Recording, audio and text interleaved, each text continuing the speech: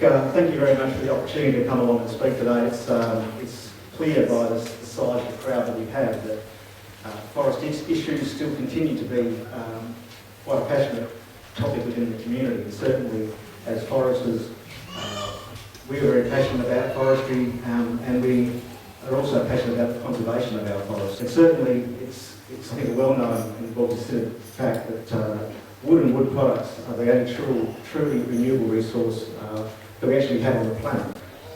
Timber as a carbon product, or as a carbon footprint, which is extremely low, and when you consider that in amongst other products that we do utilise, I think that's an important thing that we need to remember as a community or as a society about how our activities actually impact on the earth. Forests are certainly considered to be a carbon sink, and I think that's well reported, and a lot of people consider that to be the case, and it certainly is.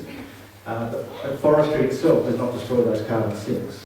We manage quite a number of different harvesting operations throughout the year. Probably over 100 different individual patches are accessed over an annual basis, and not all of them obviously are in quite such close proximity to communities as the Dardanup block actually is. Effectively to say that with the amount of forest area that is available under this current forest management plan process, taking into consideration the growth rates of the Jarrah forest, the impact of timber harvesting on a range of species, the timber industry already can demonstrate it's sustainable at its current level. The term sustained yield means that the amount of timber that you cut down in a calendar year or in a certain period of time, the same amount of timber and the same mixture of those products will be growing in the forest at some other location, ready to be harvested some other time. It also means that it's sustainable in terms of the other uses of the forest, the multiple use forest, in terms of water catchment supplies, in terms of recreation opportunities for those people that recreate in the forest, in terms of the flora and fauna, so that we ensure that the species which inhabit the forest, the species is maintained over the extent of the forest as well. When you look at the map of Western Australia's zones for forestry, what you see is a map of islands. And these islands each need to be of sufficient size in order for the survival of species within those islands. In 35 years in the forest industry, or associated to it in the timber industry, you then become observant into what's going on. That when you drive past or through or near a piece of Jarrah forest that has been logged, is that within a period of time afterwards, it regenerates. But it doesn't regenerate in Jarrah. It regenerates in Marrick.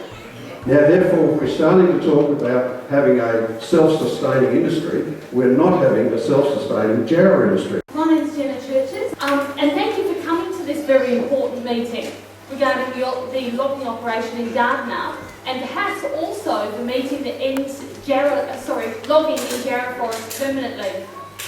I'm from the Dardanup Environment Society. Logging has already occurred in the Dardanup Coop 0307, which is the closest coop to our properties. But for you, the local residents and concerned citizens, there is a strong possibility that you will be able to not only prevent logging in your forest block, but there are also mutterings that your block could also have the potential to force a moratorium on Jarrah logging in the future for all areas. I'm sure FBC will do some wonderful community liaisons before logging commences, and I'm sure DEC will do some wonderful community liaisons before logging starts. You will get the full treatment. How safe logging is, how DEC ensure the native animals are protected, and you will get a warm and fuzzy feeling. FBC workers come in and mark habitat trees, not many mind you. They are the ones who make the decision about what makes a good habitat tree. I wonder if that definition is just a tree that makes a poor saw log. Gravel pits will be opened up, landings will be created, there will be graders, front-end loaders, bulldozers, harvesters and rollers brought in. So any attempt to convince you that changes in hydrology and damage to the soil structure will not occur is untrue. They collect the logs, dragging them to a landing. This is a term called snigging. Chaz Newman from FPC once told me that it is uneconomical for the logs to be snigged more than 200 metres to a landing. Well, basically, they're going to ruin your forest. They will come in and they will do a regeneration burn. They'll threaten that they're there to burn your house down and let the fire get out of control. So say no.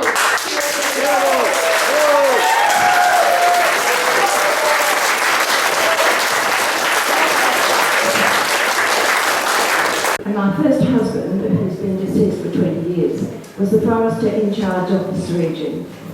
I am speaking here on behalf of him because whilst he works with the Forestry Department, he, as these gentlemen here, were doing their jobs under the control of the politicians that control the state.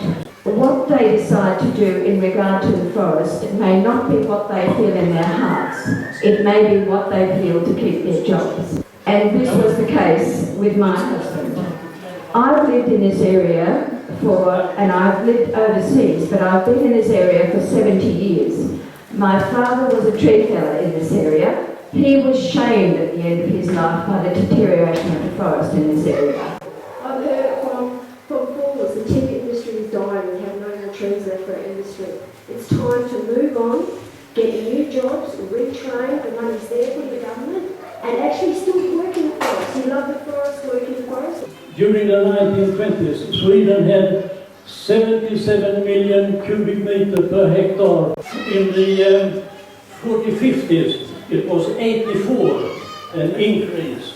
2004, there were 149 cubic meter. From 77 to 149 in 80 years. The Swedish industry has lived on that wood coming from the forest.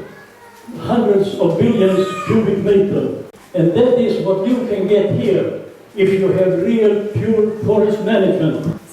As I've been involved with tourism in this area for a long time, I'm very concerned about the effects that might have. When you do your assessment, will that be taken into consideration? Because I think it will have a very detrimental effect on tourism in this area. The impact of tourism per se from the harvesting operation isn't a specific outcome that's looked at from that point of view, except for the fact that the Forest Products Commission would plan so that tourist routes, paths that people might go on tourist routes or known places that tourists would visit, that there would be to use a crude term, but a buffering effect around that so that the vistas wouldn't be damaged from those tourist routes.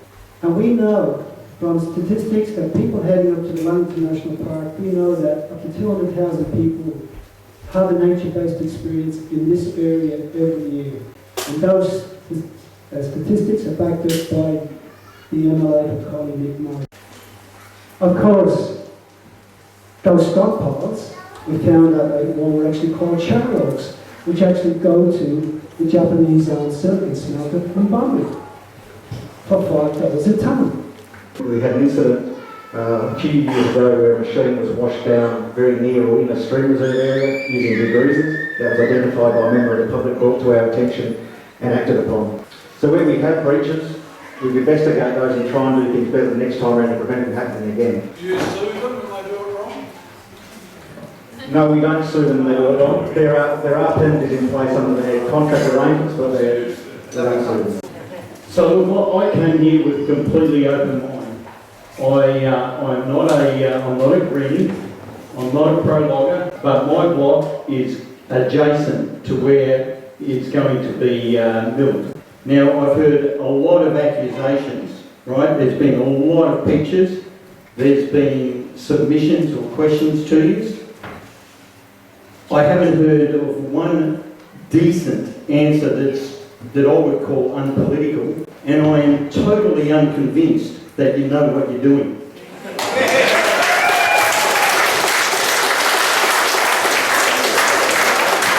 This is not the forum that I would like to try and represent the way the forests are managed, because I don't believe you can do it in this forum. So as an individual who had a property adjacent to an area that we were planning to harvest, my invitation would be to you to come with us to look at how we manage it and look at the whole phase of it from the day that we start right the way through to maybe 3 or 4 years or 5 years later after it's been completed. Well, I'd just like to ask a couple of quick questions of the audience. Can I just get a show of hands of those that are locals to the Dardanup area? Okay, that's a good volume of numbers. Thank you. Thanks everyone for attending.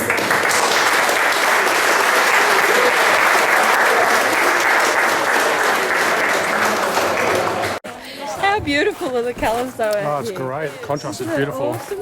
I'm just about to run out of power.